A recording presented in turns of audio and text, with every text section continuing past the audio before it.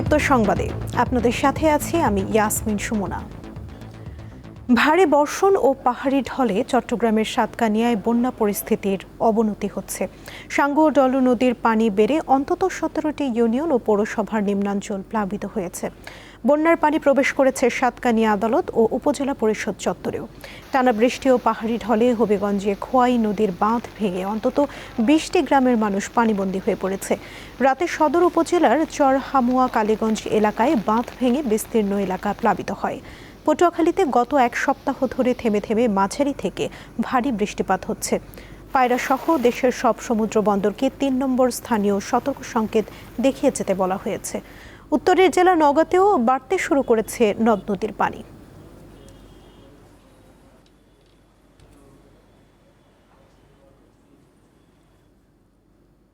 হবিগঞ্জে বাঁধ ভেঙে বিস্তীর্ণ এলাকা প্লাবিত হওয়ার ঘটনায় কয়েক হাজার একর ফসলি জমি পানির নিচে তলিয়ে গেছে। আকস্মিক প্লাবনে অনেকেই কোনো উপায় না পেয়ে উঁচু রাস্তা বা বাঁধে আশ্রয় নিয়েছে। কাল সন্ধ্যায় হবিগঞ্জ সদর উপজেলার কালীগঞ্জে কয় নদীর যে অক্ষতি ছিল সেটি ভেঙে যায়। তখন তাৎক্ষণিক দ্রুত বেগে পানি কয়েকটি গ্রামে প্রবেশ করে। এতে করে বিশেষ করে হবিগঞ্জ সদর উপজেলার লস্করপুর ইউনিয়নের প্রায় 15টি গ্রাম প্লাবিত হয়। আজ সকাল পর্যন্ত আমরা দেখলাম যে বাহুবল উপজেলার লামাতাসি এবং বানিয়াচং উপজেলার কয়েকটি গ্রাম সহ এখন পর্যন্ত 25টি গ্রাম প্লাবিত হয়েছে। এই গ্রামগুলো প্লাবিত হওয়ার কারণে বিশেষ করে এখানকার সাধারণ মানুষ অনেকটা দুর্ভোগে পড়েছেন। বাংলা ছুটতে গেছি এখানে আর কিচ্ছু করার নাই, নিরুভাই বাচ্চা কাচ্চা লইয়া কোনো মতো করছি। আর বাড়ি যা যাবি তা হানিয়ে পাশা নিয়ে বাচ্চা কাচ্চা লই আমরা অসহায় করছি, আমরা কই যাইমু গরু বাছুর লই অসহায় আছি, গরু বাছুর বাড়ি ফিরে দিয়েছে। ইউনিয়নের আমরা বাঙ্গায় প্লাবিত হয়ে গেছি। 8-10টা গ্রাম আমরা পানি নষ্ট করছে।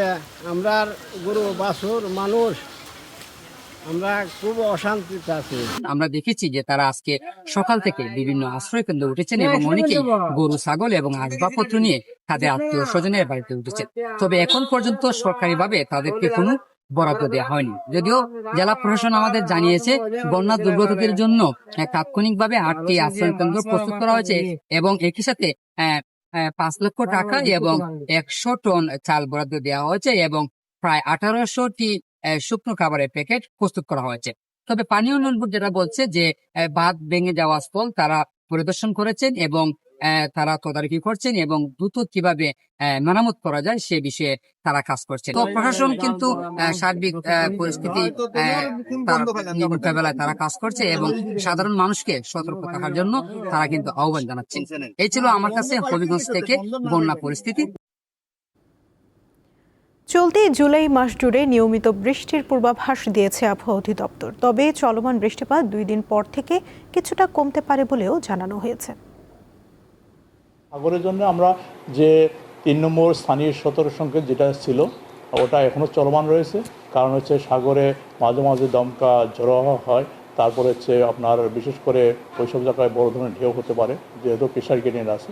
এই জন্য সাগরে মাছ ধরা নৌকা ট্রলারকে তাদেরকে এখনো সাবধানে চলাচল করতে বলা হয়েছে। পাহাড়ের অবস্থা তো এমনি ধরনের স্যাচুরেটেড অবস্থা। এখন তো অল্প বৃষ্টি হলেও কিছুটা শঙ্কা থাকে, এখন কিছুটা শঙ্কা রয়েছে।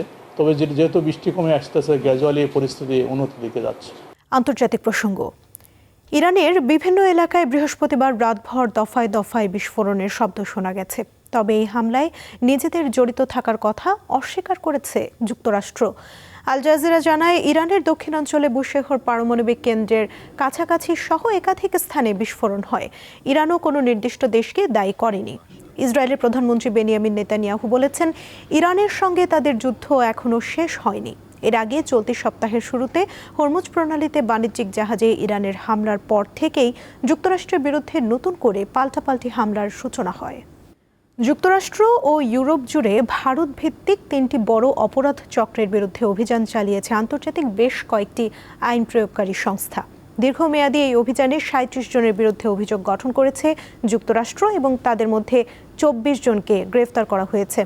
গত মঙ্গলবার প্রকাশিত যুক্তরাষ্ট্রের 3টি পৃথক ফেডারেল অভিযোগপত্রে এসব তথ্য জানানো হয়। এসব চক্রের বিরুদ্ধে হত্যা, অপহরণ, চাঁদাবাজি ও মাদক পাচারের অভিযোগ রয়েছে। এই বিশেষ তদন্ত অভিযানের নাম দেওয়া হয়েছে অপারেশন হার্ডবল। অভিযোগপত্রে বলা হয়, অভিযুক্তদের মধ্যে রয়েছেন কুখ্যাত গ্যাংস্টার লরেন্স বিষ্ণোই এবং তার সহযোগী সত্যেন্দ্রজিৎ সিং, যিনি গোল্ডি ব্রার নামে পরিচিত। যুক্তরাষ্ট্রের কৌশলীদের অভিযোগ, ভারতের কারাগারে বসেই কানাডার শিখ বিচ্ছিন্নতাবাদী নেতা হরদীপ সিং নিজ্জারকে হত্যার নির্দেশ দিয়েছিলেন এই দুইজন। বিষ্ণোই বর্তমানে ভারতের কারাগারে বন্দী থাকলেও গোল্ডি ব্রার পলাতক রয়েছেন।